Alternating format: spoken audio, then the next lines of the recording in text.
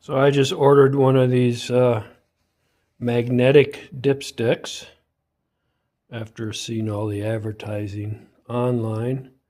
I thought I'd give it a try, and we'll show you the install, and then I'll run it for a week or two, and I'll see if we have any metal pieces on the dipstick.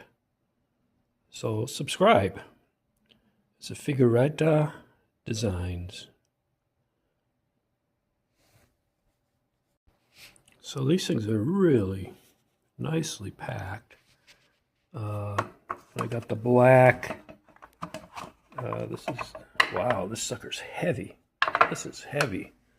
Must be metal or something. I guess it's metal.